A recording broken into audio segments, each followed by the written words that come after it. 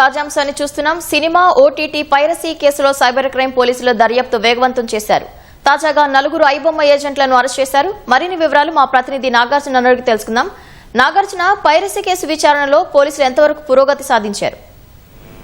ఇటీవల సినిమాలో అంటే క్యామ్ కార్డింగ్ తో పాటుగా సర్వర్లను హ్యాక్ చేసి సినిమాల్లో ఓటీటీ కంటెంట్ లో సినిమాలను డౌన్లోడ్ చేసినటువంటి కీలకమైన నిందితుల్ని 5గురిని పోలీసులు అరెస్ట్ చేశారు. ఈ 5గురిని విచారిస్తున్నటువంటి టైంలో వాళ్ళ క్రిప్టో వ్యాలెట్లు ఇతర వ్యాలెట్లు దర్యాప్తు చేస్తున్న సమయంలో ఐబొమ్మకి కొన్ని వ్యాలెట్లు లింక్ అవ్వడం, సో వీరిలో కొంతమంది ఐబొమ్మ ఏజెంట్లు కూడా ఉన్నట్లుగా గుర్తించారు. సో అందుకోసం వాళ్ళని ఐబొమ్మ ఏజెంట్స్ ని గుర్తించేటువంటి పనిలో పడ్డారు. ముఖ్యంగా మొన్న దర్యాప్తు క్రమంలో 2 విషయాలను పోలీసులు గుర్తించారు. మొదటిది, సినిమా థియేటర్ లో రికార్డ్ చేసి వాటిని బెట్టింగ్ యాప్ నిర్వాహకులకు అమ్మడం, బెట్టింగ్ యాప్ నిర్వాహకులు మూవీ రూల్స్ వంటి సైట్ లో పెట్టి వాటి మీద బెట్టింగ్ యాప్స్ ప్రమోషన్ సంబంధించి చేసుకోవడం అనేది మొదటి విషయం. రెండో విషయం ఏంటంటే ఈ థియేటర్లకు సంబంధించినటువంటి కొన్ని యుఎఫ్ఓ అండ్ క్యూబ్ వంటి సంస్థల్లో ఈ సినిమాలని థియేటర్ లో ప్లే చేసేటువంటి వాటిలో నుంచి సర్వర్ ను వాటిని కేడిఎం కీస్ ని తస్కరించి వాటిని హ్యాక్ చేసి డౌన్లోడ్ చేసి కంటెంట్ లను మిగతా సైట్ లో పెట్టడం.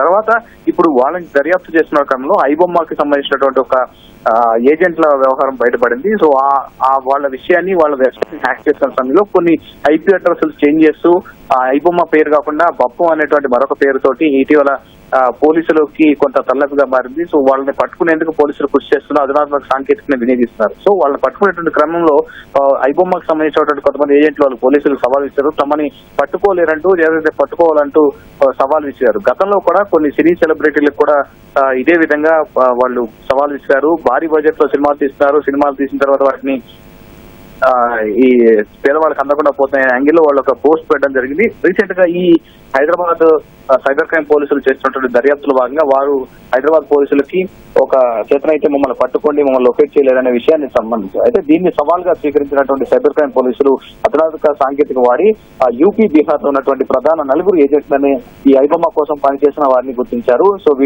వీళ్ళతో పాటుగా దేశవ్యాప్తంగా చాలా మంది ఈ ఐబొమ్మ కోసం పనిచేస్తున్నటువంటి ఏజెంట్లు ఉన్నట్లు వాళ్ళకి సమాచారం అందింది. ప్రస్తుతం వీళ్ళ నుంచి సమాచారం సేకరిస్తున్నారు. వీళ్ళ లావాదేవీలు పరిశీలించిన తర్వాత వీళ్ళ క్రిప్టో వ్యాలెట్ క్రిప్టో నుంచి వివిధ దేశాల నుంచి క్రిప్టో వ్యాలెట్ల ద్వారా నగదంతా కూడా వీళ్ళ అకౌంట్ లోకి వస్తుంది. సో వీటిని క్రిప్టో నుంచి నగదుగా మార్చుకుంటున్నారనే విషయాన్ని సైబర్ క్రైమ్ పోలీసులు గుర్తించారు. మరికొంతమంది కూడా ఇందులో నిలిచి ఉండే అవకాశం ఉంది కాబట్టి ప్రస్తుతానికి వీళ్ళని అరెస్ట్ చేశారు. వాళ్ళని కస్టడీలో తీసుకొని మరింత విచారణ చేయాలని భావిస్తారు.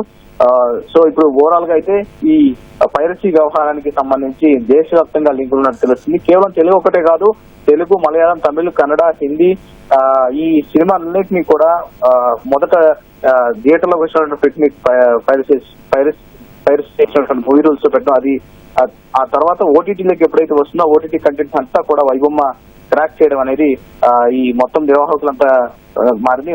ఓటీటీలో వచ్చినటువంటి గంటలోనే మరొక దాంట్లో అదే హెచ్డి ప్రింట్ ఐబొమ్మలో రావడం చాలా తలనొప్పిగా మారినటువంటి వ్యవహారం. సో దీనికి సంబంధించి మరొక 4గురిని అరెస్ట్ చేశారు.